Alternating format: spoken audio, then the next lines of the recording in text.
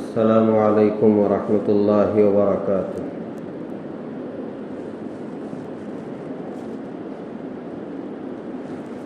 الحمد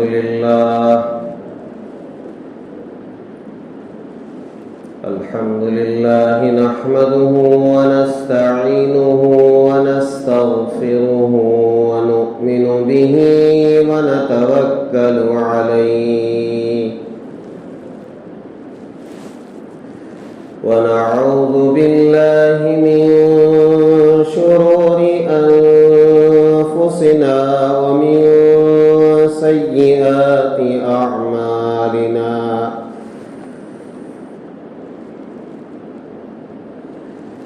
ونعوذ باللہ من شرور انفسنا ومن سیئات اعمالنا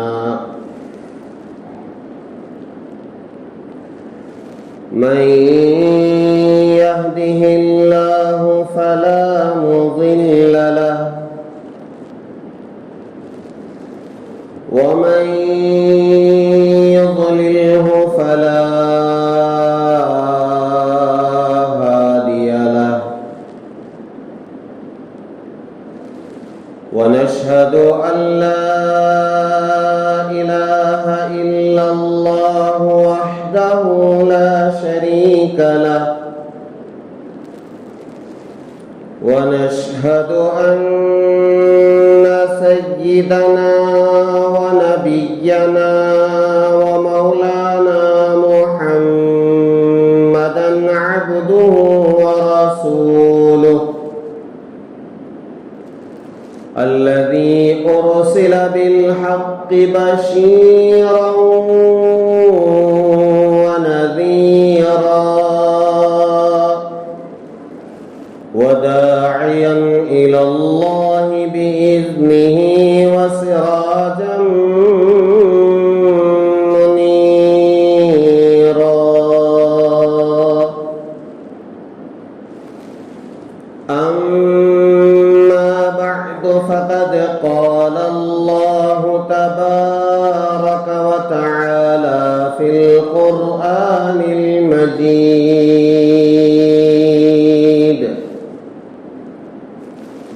أعوذ بالله من الشيطان الرجيم بسم الله الرحمن الرحيم اليوم أكملت لكم دينكم وأتممت عليكم نعمتي ورضيت لكم الإسلام دينا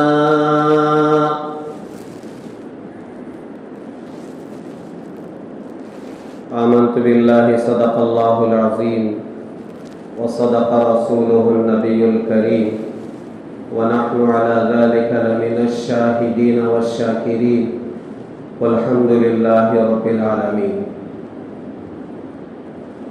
بزرگان محترم، ہم سب کو معلوم ہے کہ اس وقت جو چیز ہم ہندوستانیوں کے سامنے زیر بحث ہے، زیر غور ہے، وہ کیا ہے؟ وہ ہے لوک سبھا انتخابات۔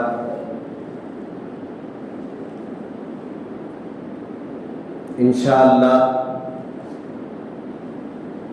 اسی موضوع کے تحت قرآن اور حدیث کی روشنی میں ہمارے لیے کیا رہبری ہے، کیا رہنمائی ہے، یہ ہم آج انشاءاللہ مذاکرے میں لائیں گے، کہنے سننے میں لائیں گے۔ بزرگان محترم، جو دین اللہ تبارک و تعالیٰ نے ہمیں عطا فرمایا ہے یہ کامل ہے، مکمل ہے، یہ ہر دور کے لیے ہے اور قیامت کی صبح تک کے لیے ہے، اور قیامت کے بعد جو حالات پیش آئیں گے وہاں کی بھی یہ رہنمائی کرتا ہے اور رہبری کرتا ہے۔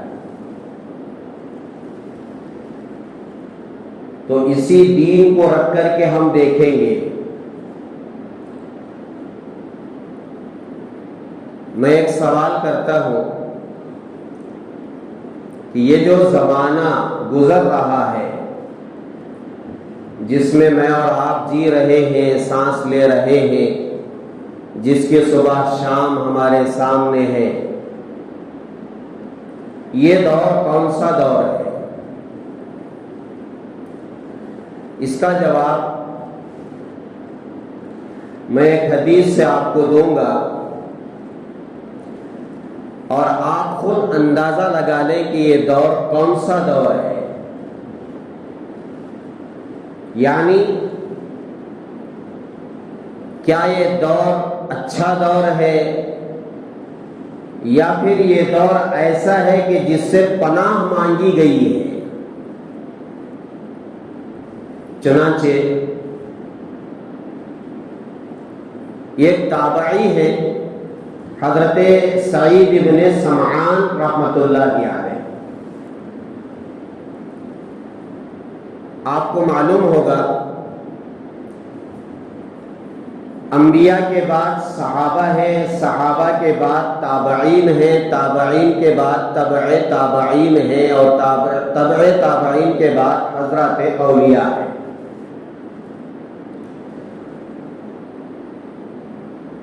نبی خود سے نہیں بنتا ہے، اللہ تعالیٰ کا انتخاب ہوتا ہے، اللہ تعالیٰ نبی کو چنتے ہیں۔ اپنی مرضی سے کوئی نبی نہیں بن سکتا، اور جو شخص نبی کو ایمان کی حالت میں دیکھتا ہے اپنی جسم کی آنکھوں سے، نبی کی زیارت کرتا ہے اور اسی ایمان پر اس کا خاتمہ ہوتا ہے تو اس کو صحابی کہتے ہیں۔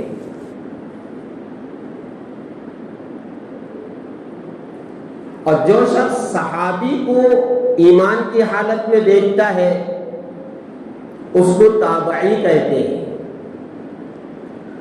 اور جو تابعی سے ملاقات کرتا ہے، اس کو دیکھتا ہے، اس کی زیارت کرتا ہے، اسے تبع تابعی کہتے ہیں۔ تو حضرت سعید بن سمعان رحمۃ اللہ علیہ یہ تابعی ہیں، انہوں نے صحابہ سے ملاقات کی ہے، صحابہ کو دیکھا ہے اور صحابہ کی زیارت کی ہے۔ فرماتے ہیں کہ حضرت ابو ہریرہ رضی اللہ تعالی عنہ جو صحابی رسول ہیں اور اللہ کے رسول علیہ السلام کے خاص صحابہ میں سے ہیں اور خاص شاگردوں میں سے ہیں، اللہ کے رسول علیہ السلام جو ارشادات آپ کی زبان سے نکلتے تھے اور جو احادیث مبارکہ آپ کی زبان سے نکلتی تھی، اس کا بڑا ذخیرہ حضرت ابو ہریرہ رضی اللہ تعالی عنہ کی زبان مبارک سے سننے میں ملتا ہے۔ تو حضرت ابو ہریرہ رضی اللہ تعالی عنہ فرماتے ہیں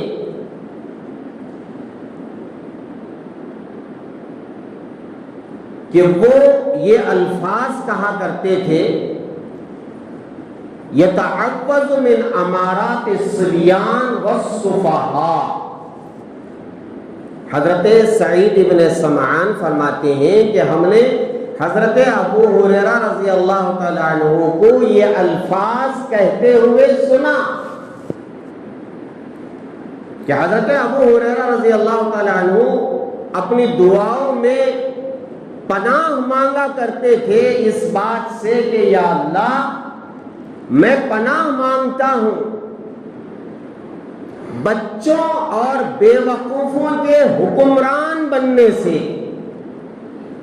یتحفظ من امارات الصبیان والسفہاء، بے وقوفوں کے حوالے اور بچوں کے حوالے حکومت ہو جائے اور حکمرانی انہیں مل جائے، ایسے وقت سے حضرت ابو ہریرہ پناہ مانگا کرتے تھے۔ اس کا مطلب کیا ہے؟ اس کا مطلب یہ ہے کہ حضرت ابو ہریرہ صاف طور پر یہ دعا کر رہے ہیں، یا اللہ ایسا برا وقت مجھ پر نہ آئے، ایسی بری گھڑی، برا وقت جس میں بچے حکمرانی کر رہے ہوں اور بے وقوف لوگ حکمرانی کر رہے ہوں۔ یا اللہ ایسے برے وقت سے میں پناہ مانگتا ہوں۔ حضرت ابو ہریرہ رضی اللہ تعالی عنہ سے ایک اور بات یہ پوچھ لی گئی کہ کیسے معلوم ہو کہ حکومت بے وقوفوں کے حوالے ہے، حکومت بچوں کے حوالے ہے، نہ تجربے کار لوگوں کے حوالے ہے، کیسے معلوم ہوگا؟ ما آیت ذالک،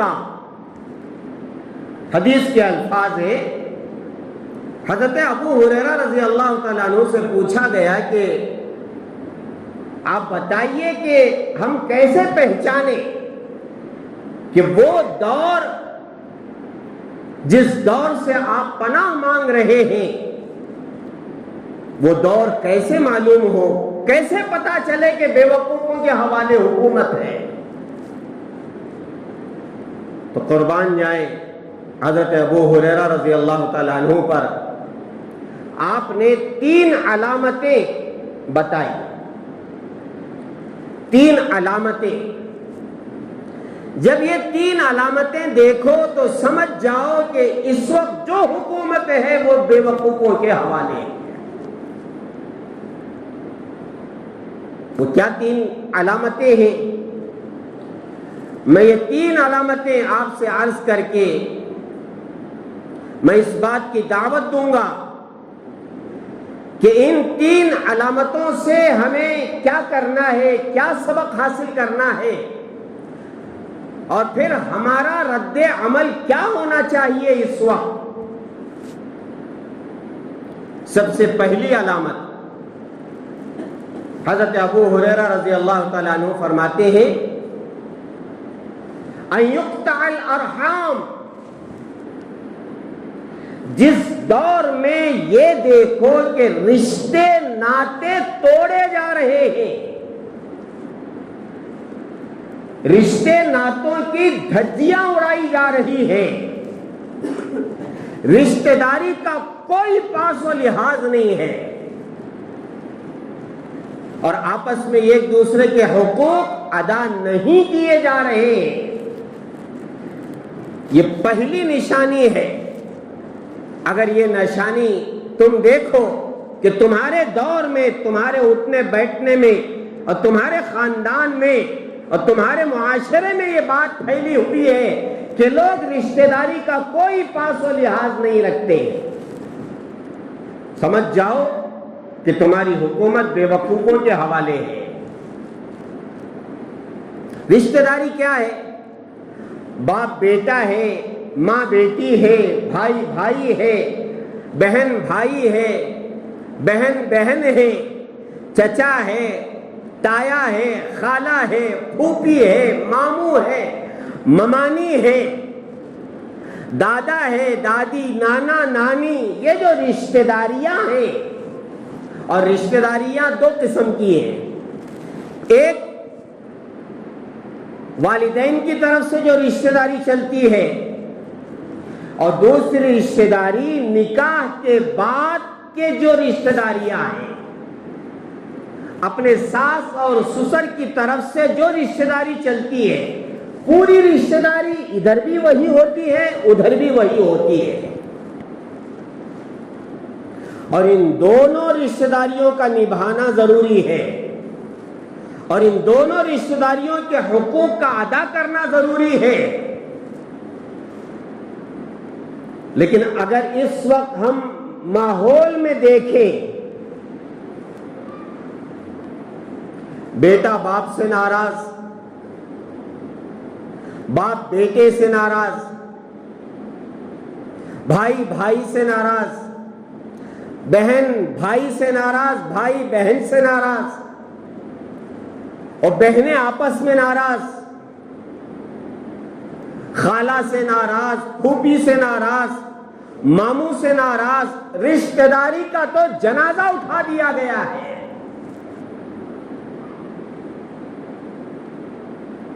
اللہ اس کے رسول کے احکامات پر عمل کرتے ہوئے رشتہ داری نبھانے کا جو مسئلہ ہے اس کے جنازے اٹھا دیے گئے ہیں.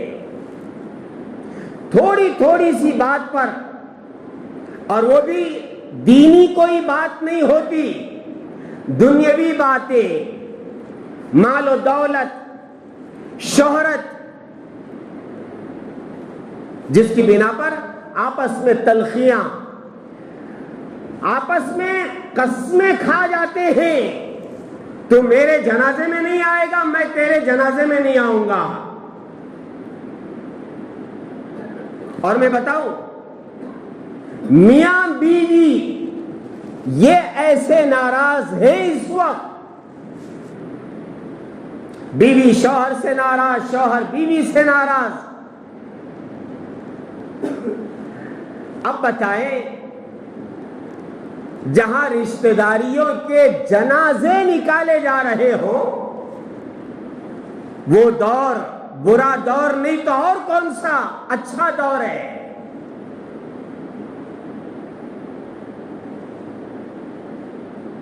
خاندان کے خاندان اجڑے ہوئے ہیں، ماموں کے پاس نہیں جاتے، خالہ کے پاس نہیں جاتے.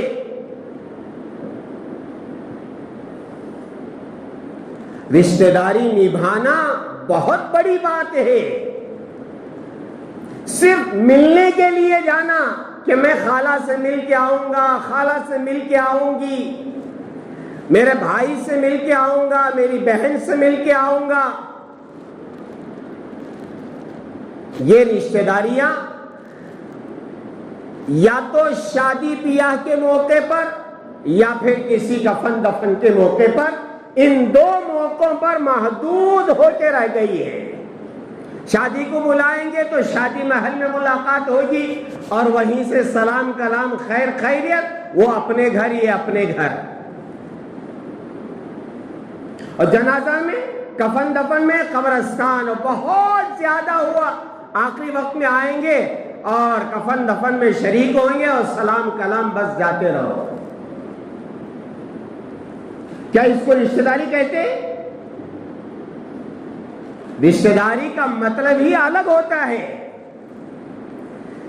میرا بھائی کس حال میں ہے، کیسے زندگی گزار رہا ہے، اللہ نے مجھے اچھی وسعت دی ہے، میں جاؤں گا، اس کی پریشانی پوچھوں گا، اس کی مدد کروں گا. یہ چیزیں تو آج ختم ہو گئی ہیں. تو آپ اندازہ لگائیں، حضرت ابو ہریرہ رضی اللہ تعالیٰ عنہ نے جو بات کہی،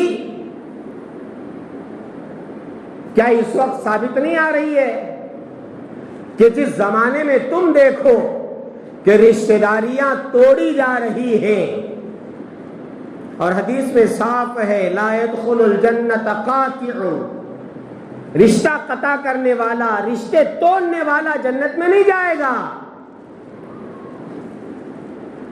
تو ایک نشانی تو یہ ہے. میں بہت مختصر ان چیزوں کو ذکر کر کے آگے بڑھتا. دوسری نشانی کیا بتائی؟ ان یطاع المغوی.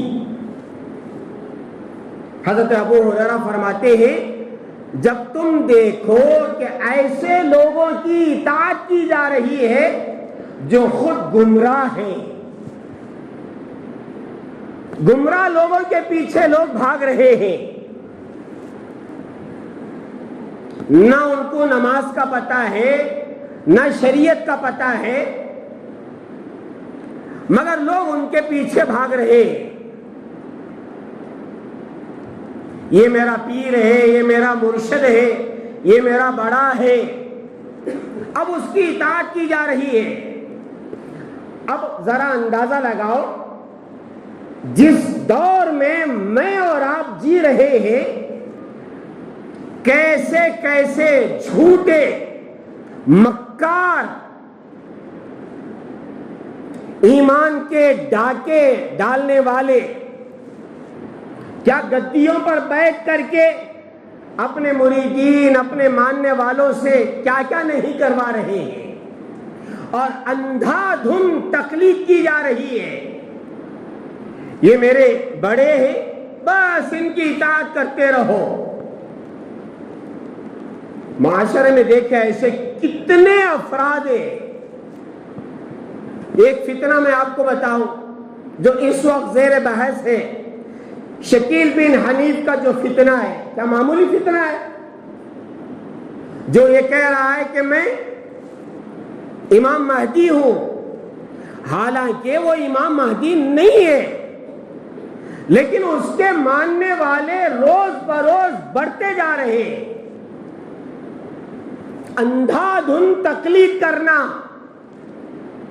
یہ سمجھنا کہ یہ امام مہدی ہے،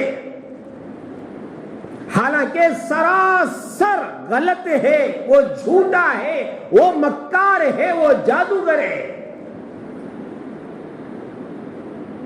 لیکن لوگ اس کو مان رہے ہیں کہ وہ امام مہدی ہے۔ نعوذ باللہ۔ ایسی بہت ساری مثالیں انشاءاللہ کسی وقت اسی عنوان پر کہ شکیل بن حنیف کا جو فتنہ ہے وہ کیا فتنہ ہے، اللہ نے توفیق دی، اور پھر امام مہدی کون ہے، عیسیٰ علیہ السلام کب آئیں گے، اور دجال کون ہے، کب آئے گا، یاجوج ماجوج کون ہے، یہ ساری علامتیں ہیں قرب قیامت کی، انشاءاللہ آپ سے اگر اللہ نے توفیق دی تو عرض کی جائے گی۔ تو یہ جو دوسری علامت حضرت ابو ہریرہ نے فرمائی کہ لوگ اندھا دھن تقلید کریں گے، اور جو خود گمراہ ہے ان کی لوگ اطاعت کریں گے، فرما برداری کریں گے، ان کے پیچھے بھاگیں گے۔ تو یہ دوسری علامت جو اس وقت پائی جا رہی ہے۔ اور تیسری علامت فرمایا کہ وَإِن يُعْصَ الْمُرْشِدُ، جو نیک لوگ ہوں گے، اللہ سے ڈرنے والے، تقوی اختیار کرنے والے، نماز پڑھنے والے، قرآن پڑھنے والے نیک لوگ ہوں گے، لوگ ان کی نافرمانی کریں گے۔ آج ہو رہا ہے، لوگ اپنی اصلاح کے لیے، اپنی تربیت کے لیے ایسے سچے اور پکے مومن و مسلمانوں کے پاس نہیں جاتے۔ جائیں گے تو کیا ہوگا، ارے ہمیں جھوٹ چھوڑنا پڑے گا، نماز پڑھنی پڑے گی، لوگ ان کے پیچھے نہیں جائیں گے۔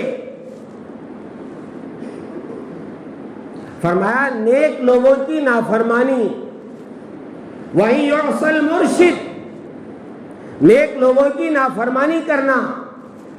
میرے عزیزو، یہ تینوں چیزیں حضرت ابو ہریرہ فرماتے ہیں کہ جس زمانے میں یہ تینوں چیزیں پائی جا رہی ہوں، رشتہ داری توڑی جا رہی ہے، گمراہ لوگوں کی فرما برداری اور ان کی اطاعت کی جا رہی ہے، اور نیک لوگوں کی نافرمانی کی جا رہی ہے، ان کو گالیاں دی جا رہی ہے، تو سمجھ جاؤ تم جس دور میں جی رہے ہو اس دور کی حکومت بے وقوفوں کے حوالے ہے۔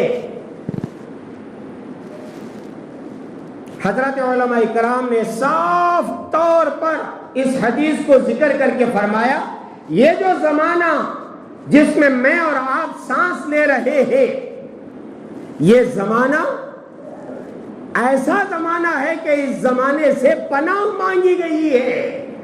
یا اللہ ایسا زمانہ ہمیں عطا نہ کرنا لیکن اب ہم اس زمانے میں ہیں، تو اب ہمیں کیا کرنا ہے؟ اب ہم کیا کریں گے؟ احادیث کی روشنی میں جو بات سامنے آئی ہے میں وہ آپ سے عرض کر کے آپ سے گزارش کروں گا کہ 3 کام ہمیں کرنا ہے اس وقت۔ پہلا کام کیا کرنا ہے؟ پہلا کام یہ کرنا ہے کہ جس گناہ میں میں مبتلا ہوں، میں رشتہ داری توڑنے والا، میں خالہ سے بات نہیں کرتا، پھوپھی سے بات نہیں کرتا، بھائی سے بات نہیں کرتا، بہن سے بات نہیں کرتا، اور ان کے حقوق میں ادا نہیں کرتا۔ بھائی کا حق میں نے مار کے رکھا ہے، بہن کا حق میں نے مار کے رکھا ہے، پھوپھی کا حق میں نے مار کے رکھا ہے، وراثت میں ان کو جو دینا چاہیے تھا وہ میں نے نہیں دیا ہے، دبا کے رکھا ہے اپنے بازو کی طاقت کے بل بوتے پر کہ مجھے کون پوچھنے والا، میری طاقت بہت زیادہ ہے، میرے ماننے والے بہت زیادہ ہیں، میں نہ بھائی کا حق دوں گا، نہ بہن کا حق دوں گا، نہ ماں کا حق دوں گا، میں کسی کا حق دینے والا نہیں، میں پڑوسیوں کا حق دبا کے رکھا ہوں، میں دوستوں کا حق دبا کے رکھا ہوں، مجھے کوئی بولنے والا نہیں ہے۔ دن دناتے جو پھر رہے ہیں اپنے بازو کی طاقت پر یا مال و دولت کی طاقت پر، میرے عزیزوں آج سچی توبہ کرے، سچی توبہ، اس کے بغیر کوئی چارہ کار نہیں ہے۔ رشتہ داریوں کے حقوق ادا کرنا، اور پھر اگر میں کسی کے پیچھے چل رہا ہوں اور جس کے پیچھے میں چل رہا ہوں وہ نہ نماز پڑھتا ہے بلکہ الٹا حرام کھاتا ہے، حرام کاری کرتا ہے، شراب پیتا ہے، حقہ مارتا ہے، عورتوں کے سامنے بیٹھ کر کے بے پردہ ہو کر کے عورتوں سے بات کرتا ہے، اگر میرا بڑا جسے میں نے بڑا مان کے رکھا ہے اگر وہ شریعت کا پابند نہیں ہے، میں اللہ کا واسطہ دے کر کے آپ سے عرض کروں گا ایسے ایمان کے ڈاکوؤں سے الگ ہو جائے، الگ ہو جائے، وہ بھی ڈوب رہے ہیں، آپ کو بھی لے کر کے ڈوبیں گے۔ نمازیں معاف کرا دیتے ہیں، نہیں میرے پیاروں، شریعت کے بغیر کچھ نہیں ہے، کچھ نہیں ہے، کچھ نہیں ہے۔ اگر کوئی ایسا ہے جس کے پیچھے ہم چل رہے ہیں اور غلط راستے پر ہے، توبہ کرنا ہوگا۔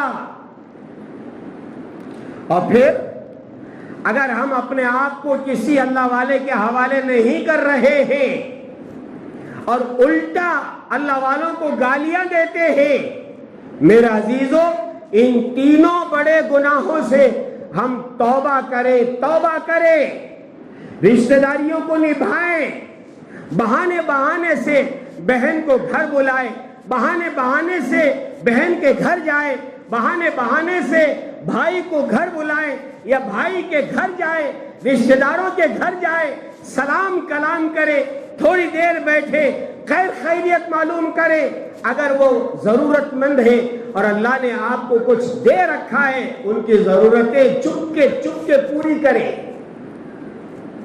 ایک کام تو یہ آپ ضرور کریں گے، اس کے بغیر حکومتیں بدل جائیں، اچھے حاکم بن جائیں، یہ خیالست و محالست و جنون نہیں ہوگا۔ بیٹھ کے کتنے بھی گالیاں دیتے رہو، ہماری حکومت ایسی ہے، ہماری حکومت ویسی ہے، یہ ہو رہا ہے، وہ ہو رہا ہے، اپنے گریبان میں منہ ڈال کر کے دیکھو ہم کیا کر رہے ہیں۔ سودی کاروبار برابر گرم ہے، جھوٹ کا بازار برابر گرم ہے، شراب کی منڈیاں برابر چل رہی ہے، جوا برابر کھیلا جا رہا ہے، IPL کیا ہو رہا ہے، ہمارے نوجوان کہاں ہیں جوئے کے اڈے میں، لوگ آن لائن جوا، لا حول ولا قوت الا باللہ۔ 2 دن پہلے ہی مجھے پتا چلا کہ لوگ ایک ایک بال پر جوا کھیل رہے ہیں. اب بتاؤ، اعمالکم عمالکم، حدیث میں صاف فرما دیا گیا انما اعمالکم عمالکم، جیسے تمہارے اعمال ہوں گے تمہارے حکمران بھی اللہ ویسے تمہارے اوپر مسلط کریں گے. کما تکونون تؤمر علیکم، جیسے تم رہو گے ویسے تمہارے حکمرانوں کو اللہ تعالیٰ مسلط کریں گے. ہاں، کیا حکمرانی اللہ کے ارادے کے بغیر چلی جاتی ہے؟ کیا حکمران اللہ کے ارادے کے بغیر بن جاتے ہیں؟ جب ہمارے اعمال غلط ہیں، ہم نے اللہ کو ناراض کیا ہے، پھر اللہ تعالیٰ نے ہمیں ظالموں کے حوالے کیا ہے. حکومتوں کو گالیاں مت دو، بیٹھ کے اپنے اوپر کوسو، میں کیسا ہوں، ہماری قوم کیسی ہے. تو ایک کام، اپنے اعمال کو درست کرو، اس کے بغیر حکومتیں بدل جائے ناممکن ہے. پہلا کام، جس گناہ میں مبتلا ہوں اس سے میں توبہ کروں، اور خاص طور پر یہ تو 3 علامتیں: رشتہ داریوں کو توڑنا، رشتہ داریوں کے حقوق ادا نہ کرنا، اور پھر دوسرا گمراہ لوگوں کے پیچھے چلنا اور نیک لوگوں کو گالیاں دینا، ان کی نافرمانی کرنا. اس سے تو توبہ کرنا ہی ہے. ایک کام کریں گے انشاءاللہ. ابھی ہمارے علاقے میں الیکشن کے لیے 8 دن باقی رہ گئے ہیں. دوسری ریاستوں میں آج الیکشن ہو رہا ہے، آئندہ جمعہ ہمارے یہاں الیکشن ہوگا. تو 8 دن باقی ہے، تو ایک کام ہم سچی اور پکی توبہ کریں. دوسرا کام، جب الیکشن کا وقت آئے گا، یعنی 26 اپریل بروز جمعہ، آئندہ ہفتہ یعنی آئندہ جمعہ فرائیڈے، ہمارے لیے انتخابات کا دن ہے، ووٹ ڈالنے کا وقت ہے. دیکھیں میرے عزیزو، اس وقت یہ جو ہمارا ملک ہے جمہوری ملک ہے. اس میں جب 1950 میں کانسٹیٹیوشن بنا اور ووٹ ڈالنے کا حق دیا گیا، اس وقت ہماری عمر تھی ووٹ ڈالنے کی 21 سال، 21 سال. لیکن بعد میں 1988 میں اسے کم کر کے 18 سال کر دیا گیا ہے. تو جو 18 سال کا لڑکا ہے یا لڑکی ہے جس کے 18 سال مکمل ہو چکے ہیں، ایسے فرد کو ووٹ ڈالنے کا حق حاصل ہے. اور میں آپ سے یہ عرض کروں گا کہ ووٹ شرعی اعتبار سے بھی ضروری ہے، صرف دنیاوی اعتبار سے نہیں، شرعی اعتبار سے ضروری ہے. اور اس وقت سارے علماء ہند، پوری بھارت کے علماء ایک جٹ ہو کر کے خاص طور پر مسلمانوں سے یہ عرض کر رہے ہیں کہ آپ میں کا کوئی ایک ووٹ بھی ضائع نہ ہونے پائے. ایسا نہیں کہ میں کام میں تھا، میں شادی چلا گیا تھا، میں وہاں چلا گیا تھا، یہاں نہیں، آپ کو ووٹ ڈالنا ہے، ڈالنا ہی ہے. اپنے اوپر فرض کر لیں، میں ووٹ ڈالے بغیر نہیں رہوں گا، نہیں رہوں گی. ووٹ ڈالے تو منجے کیا چیز ملتا ہے، اور لوگ ووٹ کے لیے نوٹ کے انتظار میں ہیں کہ میں آئی ڈی کارڈ دوں گا فلاں پارٹی کو اور وہاں سے پیسے آئیں گے تو میں ووٹ ڈالوں گا. حرام ہے، حرام ہے، حرام ہے. رمضان میں آپ نے روزے رکھے، رمضان میں آپ نے قرآن پڑھا ہے، رمضان میں آپ نے تراویح پڑھی ہے، رمضان میں آپ نے اپنی مغفرت کے لیے دعائیں کی ہے. اگر 1 روپیہ بھی ووٹ کے لیے آپ نے حاصل کیا اور اس کا 1 روپیہ بھی آپ کے پیٹ میں چلا گیا، میرے عزیزوں مسجد میں بیٹھ کر کے میں پوری ایمانداری کے ساتھ کہوں گا کہ آپ کی نمازیں غارت ہو جائیں گی، آپ کے روزے غارت ہو جائیں گے، آپ کی تلاوت غارت ہو جائے گی، پھر آپ اللہ کو کیا منہ دکھائیں گے؟ ووٹ کے لیے پیسہ لینا حرام ہے۔ مسلمان ہو کر کے اپنا ووٹ بھیج دینا، لا حول ولا قوت الا باللہ۔ ووٹ کا جو حق ہے میرے پیاروں، بہت بڑا حق ہے، جو حق چھیننے کی کوشش کی جا رہی ہے۔ ہاں، مسلمانوں کا حق چھین لینا چاہیے۔ ان کو کیا حق ہے کہ یہ ووٹ دینے والے؟ ہاں، ایسی باتیں ہو رہی ہیں، کانسٹیٹیوشن کو بدلانے کی باتیں ہو رہی ہیں، آپ سب جانتے ہیں، مجھے کہنے کی کوئی ضرورت نہیں ہے۔ اس لیے ایک جٹ ہو کر کے جو دوسرا کام آپ کو کرنا ہے، 100% پولنگ کرنی ہے، ووٹ ڈالنا ہے۔ آپ اس دن پورے محلے میں چل پھر کر کے، جیسے گھر گھر دین کی دعوت دی جاتی ہے اور اجتماع کے لیے بلایا جاتا ہے، ایسے ایک ایک گھر پہنچ کر کے پوچھے کیا آپ کا ووٹ ہو گیا ہے، کیا آپ کا ووٹ ہو گیا؟ اور اس دن آپس میں خیر خیریت کیا پوچھیں گے؟ السلام علیکم، کیا آپ کا ووٹ ہو گیا؟ پہلی بات یہی پوچھیں گے آپ۔ اگر ووٹ نہیں ہوا ہے تو پوچھیں کیوں نہیں ہوا، سہولت نہیں ہے، اس کو لے جائیں، لے جا کر کے وہاں ووٹ ڈلوائیں۔ یہ دوسرا کام آپ ضرور کریں گے، ووٹ ڈالنا ہے، ڈالنا ہے، ڈالنا ہی ہے، یہ دوسرا کام آپ کریں گے۔ ووٹ کی حیثیت کیا ہے؟ فرمایا گیا یہ ووٹ کا مطلب یہ ہوتا ہے آپ اس کے حق میں گواہی دے رہے ہیں، میں جس کے حق میں ووٹ دینے جا رہا ہوں میں اس بات کی گواہی دے رہا ہوں کہ یہ آدمی ہمارے قوم کا رہبر بننے کے قابل ہے، ایم پی بننے کے قابل ہے، ایم ایل اے بننے کے قابل ہے، یہ قوم کا درد مند ہے، یہ قوم کا ڈاکو نہیں ہے کہ بچوں کا کپڑا کھا جائے، بچوں کی روٹی کھا جائے، بچوں کے سائیکل کھا جائے، راستے کھا جائے ہے۔ اور اس وقت تو سیاست کو لوگ بدنام کر چکے ہیں، اور بدنام ہے، سیاست بدنام ہے، بے شک بدنام ہے، لیکن جس کے حق میں آپ ووٹ دیں ذرا معلوم کر لیں کہ یہ آدمی کیسا ہے، کیا قوم کے حق میں بہتر ہے یا بہتر نہیں ہے۔ ایک ایم ایل اے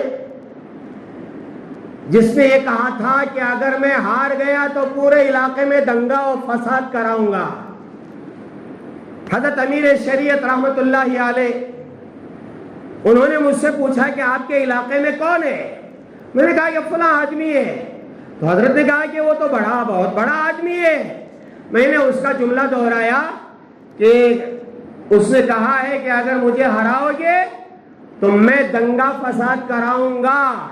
تو حضرت کی زبان مبارک سے جو جملہ نکلا، حضرت نے کہا ان کا کام ہی یہی ہے، کوئی جیت کے کراتا ہے، کوئی ہار کے کراتا ہے۔ سمجھ رہے؟ سیاست تو بدنام ہے، لیکن میرے عزیزوں جو قوم کے لیے کچھ کام کر سکتا ہے، جو لڑاتا نہیں ہے، جو آپس میں دشمنیاں نہیں ڈالتا ہے، ذرا آپ غور کریں، مجھ سے زیادہ آپ جانتے ہیں قوم کا رہبر کون بن سکتا ہے۔ آپ گواہی دے رہے ہیں اور سچی گواہی دینا ضروری ہے، جھوٹی گواہی آپ نہیں دے سکتے۔ وہ آدمی آیا اور 5000 کی نوٹ دے کے چلا گیا اور معلوم ہے کہ یہ آدمی غدار ہے، دھوکہ باز ہے، قوم کا صحیح لیڈر بننے کے لائق نہیں ہے، اور آپ پیسہ لے کر کے اس کے حق میں ووٹ ڈالیں گے تو شریعت بھی آپ کو پکڑے گی، نہیں ڈال سکتے۔ اور دوسرا سفارش، اور تیسرا وکیل، ہم وکیل بنا رہے ہیں، اس کے حق میں سفارش کر رہے ہیں اور اس کے حق میں گواہی دے رہے ہیں۔ تو یہ 3 باتیں ہیں۔ اس لیے آئندہ جمعہ پہلی فرصت میں جن کے پاس آئی ڈی کارڈ ہے یا جن کا نام ووٹر لسٹ میں ہے، آئی ڈی کارڈ نہیں ہے لیکن جتنے چیزیں بتائی گئی ہیں، آپ اپنا آدھار کارڈ لے جا سکتے ہیں اور ڈرائیونگ لائسنس لے جا سکتے، پاسپورٹ لے جا سکتے ہیں، وہ دکھا کر کے آپ ووٹ ڈالیں گے انشاءاللہ۔ اور ووٹ نہیں بیچیں گے نا، نہیں، بالکل۔ دیکھو اللہ دیکھ رہے ہیں، اللہ دیکھ رہے ہیں۔ وہ کور لا کے مجھ سے بھی آ کر کے لوگوں نے پوچھا کیا چاہیے میری زندگی میں۔ میری گھر والی تو ایک مرتبہ کانپنے لگی کہ ایسا سوال لوگ آ کر کے ہم سے کرتے۔ نہیں میرے عزیزو، اور ایک مرتبہ غلطی کریں گے تو پھر 5 سال تک خون کے آنسو بہانے پڑیں گے۔ تو یہ دوسرا کام، 100% پولنگ ہو، متور کا علاقہ ہو یا جہاں کہیں آپ رہتے ہو۔ گزشتہ MLA الیکشن میں ایک صاحب کسی ملک سے سفر کر کے آئے تھے اور آ کر کے ووٹ ڈال کر کے پھر چلے گئے۔ اب آپ کہیں گے میں میسور سے آیا ہوں، منڈیا کا رہنے والا ہوں، میں رام نگر کا ہوں، میں فلاں کا نہیں میرا عزیز، جائے اس دن چھٹی ڈال کر کے جائیں اور جا کر کے آپ اپنا حق، ووٹ کا جو حق ہے وہ ادا کر کے آئیں۔ اور تیسرا کام جو کرنا ہے وہ کیا ہے؟ اب سے لے کر الیکشن تک، الیکشن کے بعد سے لے کر گنتی ہونے تک، کاؤنٹنگ تک آپ برابر اللہ تعالیٰ سے دعائیں مانگنا ہے۔ یا اللہ ہمیں ایسا حاکم نہ دیجئے جو ظلم کرنے والا ہو، آپس میں لڑانے والا ہو، ہماری شریعت پر رخنہ اندازی کرنے والا ہو۔ یا اللہ ایسے حکمران ہمیں نہیں چاہیے۔ اردو میں آپ کہیں، کوئی ضروری نہیں ہے عربی میں اللہم لا تسلط علینا من لا یخافک فینا ولا یرحمنا کہنا کوئی ضروری نہیں ہے، آپ اردو میں کہیں اللہ ایسا حاکم چاہیے جو ہماری شریعت کی، ہماری عزت کی، ہمارے پردے کی حفاظت کرے، ہماری مسجدوں کی حفاظت کرے اور ہمارے مندروں کی حفاظت کرے۔ ہاں، حضرت ٹیپو سلطان شہید رحمت اللہ علیہ جہاں مسجد بناتے تھے وہاں پاس میں مندر بھی بناتے تھے۔ جو قوم کا درد رکھنے والا حاکم ہو، برابر آپ دعاؤں میں لگے رہے، صدقہ کرے، خیرات کرے اور مل جل کر کے ووٹ کے دن ایک جٹ ہو کر کے 100% پولنگ کرے۔ اللہ تعالیٰ سے امید ہے انشاءاللہ حالات پلٹیں گے، حکومتیں بدلیں گی، خیر کے فیصلے ہوں گے۔ اب جو یہ حالات ہم دیکھ رہے ہیں کہ بارشیں رکی ہوئی ہے، میرا عزیزو جن لوگوں نے زکوٰۃ ادا نہیں کی ہے میں ان سے گزارش کروں گا کہ اللہ کے لیے آپ زکوٰۃ ادا کریں۔ بارشیں رکتی ہے زکوٰۃ ادا نہ کرنے کی وجہ سے۔ جو لوگ زکوٰۃ، جن پر زکوٰۃ فرض ہے، حساب لگا کر کے پہلی فرصت میں آپ زکوٰۃ ادا کریں اور پھر اللہ تعالیٰ سے دعا کریں تو انشاءاللہ رحمت والی بارشیں ہوں گی۔ اللہ تعالیٰ کی ذات سے امید ہے، آج اخبار میں بھی ہے کہ انشاءاللہ 3 دن میں بارشیں ہوں گی، اللہ کرے کہ بارشیں ہوں۔ انسان تو انسان، جانور بھی اس وقت بہت تکلیف میں ہے۔ اس لیے میرا عزیزو آپ خوب دعائیں کریں۔ 3 کام جیسے میں نے آپ سے کہے ہی، ایک کام تو توبہ کرنا ہے، دوسرا کام 100% پولنگ کرنا ہے اور تیسرا کام دعاؤں میں لگے رہنا ہے۔ اللہ تعالیٰ ان تینوں چیزوں پر 100% ہم میں سے ہر ایک کو عمل کی توفیق عطا فرمائے۔ اللہ تعالیٰ ہمارے اس ملک کی حفاظت فرمائے، اللہ تعالیٰ اس ملک کے باشندوں کی حفاظت فرمائے اور خاص طور پر اللہ تعالیٰ اس ملک پر اپنا نظر کرم فرمائے۔ وآخر دعوانا ان الحمد للہ رب العالمین۔